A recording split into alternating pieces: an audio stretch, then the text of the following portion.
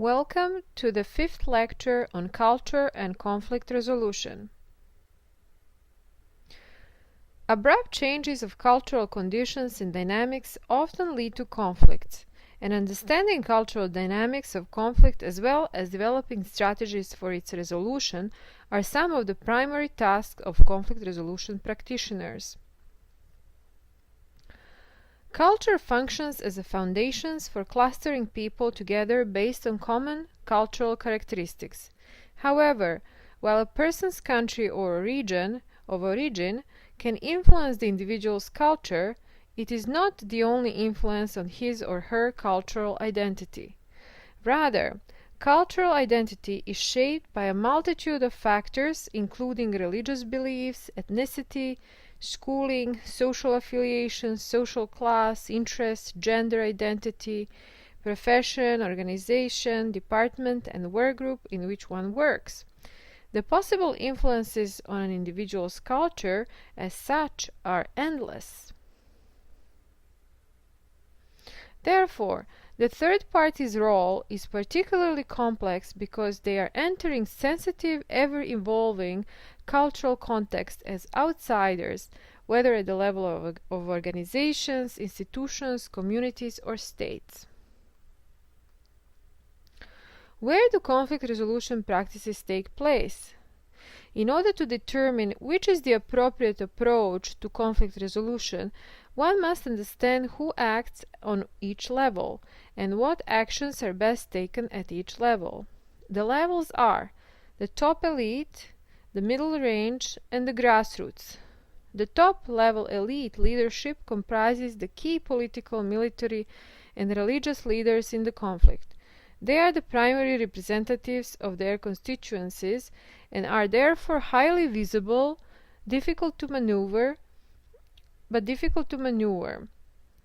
The middle-range leadership consists of civil society leaders, academics, religious leaders, who provide connections between the top and grassroots level.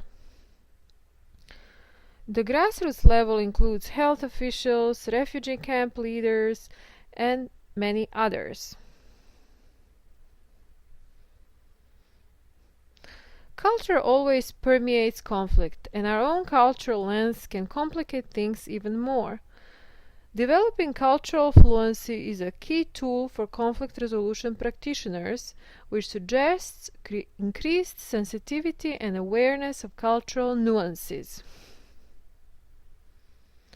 Conflict resolution practitioners can understand conflict realities in foreign contexts only through various cultural artifacts, such as language, meanings, and ideas. The role of conflict resolution practitioner then is to make sense of how a culture that promotes contention as socially acceptable behavior has emerged and offer alternatives.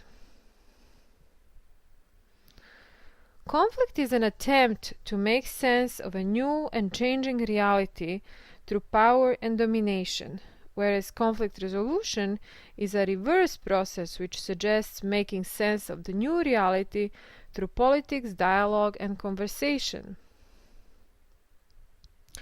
Perceived cultural differences are obstacle for dialogic conflict resolution practices. Cultural differences can contribute to the inability of parties in an interaction to see another perspective on a conflict. So, not only do cultural differences across disputing parties influence how each party thinks, acts, and interacts, but it also affects the potential for discord and the possibility for success of conflict resolution efforts.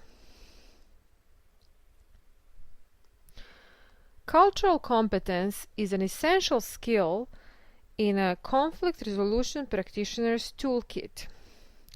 Cultural competence is a term that refers to the capacity for an individual or group of individuals to navigate cultural variations with sensitivity.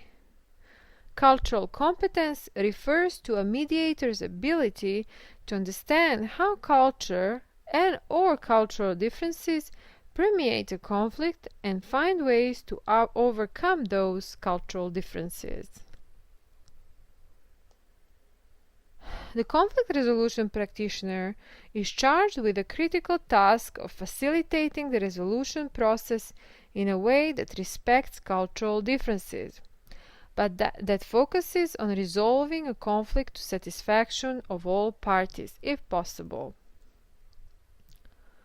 It is also crucial for CR practitioners to be aware of their own cultural background and how it can contribute to facilitating or obstructing conflict resolution processes.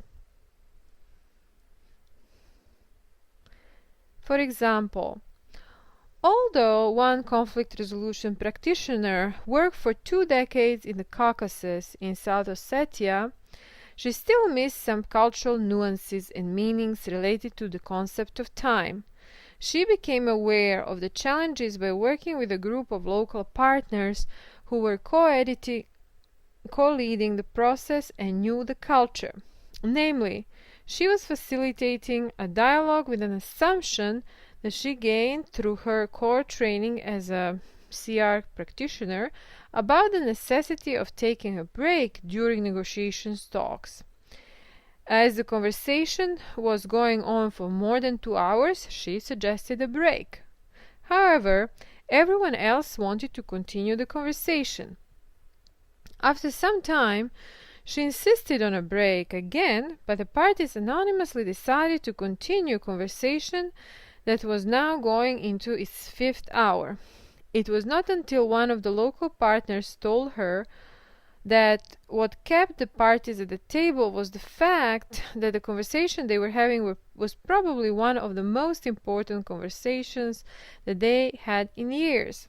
Therefore, they did not mind sitting and discussing issues for 5 hours straight. She eventually accommodated to their understanding of time.